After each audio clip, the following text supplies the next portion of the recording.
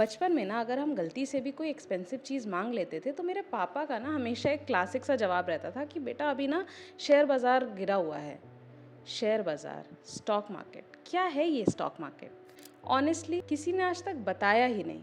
और ऑनेस्टली हमने शायद खुल के कभी पूछा भी नहीं, क्योंकि जब भी पैसों की बात आती है ना तो हमेशा ये अज्यूम कर लिया जाता है कि ये तो आदमियों का टॉपिक है। हमेशा से शेयर मार्केट को एज अ मेंस थिंग ही मार्केट किया गया है।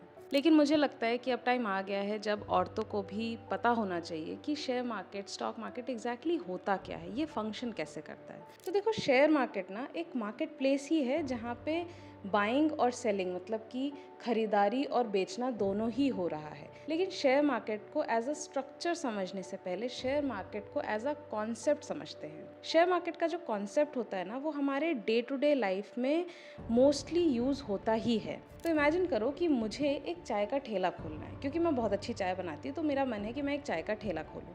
अब मैंने अपना एक छोटा सा चाय का ठेला खोल लिया है जहाँ पे मैं चाय बना रही हूँ, बेच रही हूँ। और क्योंकि मैं बहुत अच्छी चाय बनाती हूँ तो मेरी ना बहुत ज़्यादा बिक्री हो रही है, बहुत ज़्यादा लोग आ रहे हैं चाय पीने। अब सडनली कस्टमर्स बढ़ने के कारण मैं उन सबको डील नहीं कर पा रही हूँ, क्योंकि अब डिमांड सप्लाई से ज़्यादा हो गई है। और अब ऐसे में चाहिए मुझे एक्स्ट्रा फंड्स। तो एक्स्ट्रा फंड्स के लिए मैंने सोचा कि मैं अपने फ्रेंड्स और फैमिली से मांग लेती हूँ, उससे काम चल जाएगा। तो मैं गई अपने फ्रेंड्स और फैमिली के पास उनसे पैसे मांगने। लेकिन ऑब्वियसली सबने अपना असली रूप दिखा दिया। सबने पूछा कि भाई देवश्री, हम तुम्हें पैसे दे तो दें, लेकिन इसके रिटर्न में हमें क्या मिलेगा? फेयर क्वेश्चन, कोई भी अपना पैसा फालतू में तो नहीं लगाएगा, राइट? तो मैंने उनके साथ एक डील करी कि आप मुझे अपनी क्षमता के हिसाब से पैसे दीजिए। अब उन पैसों को अपनी दुकान पर इन्वेस्ट कर कर जो भी प्रॉफिट आएगा, दुकान का खर्चा निकालने के बाद जितना भी पैसा बचेगा, वो मैं आपको, आपने जितने पैसे मुझे दिए हैं उसके अकॉर्डिंग आपको प्रॉफिट रिटर्न कर दूंगी।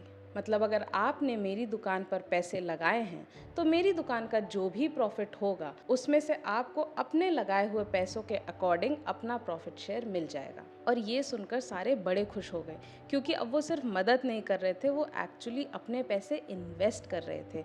और जैसा कि हमें पता है कि इन्वेस्ट करने का मतलब कि हम अपने ही एग्जिस्टिंग पैसों से पैसा बनाते हैं। मतलब अगर मैंने कहीं पे 50 रुपये लगाए तो उस 50 रुपये से मुझे 1 महीने या 2 महीने के बाद 55 रुपये मिले। मतलब मुझे 5 रुपये का प्रॉफिट हुआ। मैंने पैसे इन्वेस्ट किए और मेरे पैसे ग्रो किए। और यही पूरा खेल है स्टॉक मार्केट का। स्टॉक मार्केट में अलग अलग लोग किसी एक कंपनी पर इन्वेस्ट करते हैं और फिर उस कंपनी को जब प्रॉफिट होता है तो उससे उन लोगों को भी प्रॉफिट मिलता है। और ये काफ़ी सिंपल है और ये कुछ नया भी नहीं है, क्योंकि हमेशा से अपने बिजनेस को ग्रो करने के लिए लोग इसी कॉन्सेप्ट को यूज़ करते आ रहे हैं। बस फ़र्क सिर्फ इतना था कि कुछ स्मार्ट लोगों ने सोचा कि अगर ये हो ही रहा है तो इसको एक बड़े स्केल पर किया जा सकता है, ताकि किसी भी कंपनी में दुनिया का कोई भी इंसान कहीं से भी पैसे लगाकर अपना प्रॉफिट कमा सकता है। और ऑब्वियसली इसमें दोनों पार्टी का फ़ायदा है, जो पैसे लगा रहा है और जिस पे पैसे लगा रहा है, दोनों को ही फ़ायदा होता है।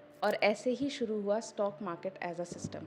काफ़ी साल पहले तक स्टॉक मार्केट एक्चुअली एक फ़िज़िकल स्पेस था जहाँ पे लोग एक्चुअल में जाते थे और अपने पैसे इन्वेस्ट करते थे। वो बताते थे कि हमें इतने पैसे लगाने हैं, इस कंपनी पे लगाने हैं। लेकिन आजकल सारी चीज़ें डिजिटल हो चुकी हैं। सभी लोग अपने घर बैठ के अपने फ़ोन से ये चीज़ें कर सकते हैं। आई होप आपको ये वीडियो इन्फॉर्मेटिव लगी हो। अगले वीडियो में मैं आपको बताऊंगी कि BSE क्या है, NSE क्या है, स्टॉक मार्केट डिजिटली कैसे फंक्शन करता है।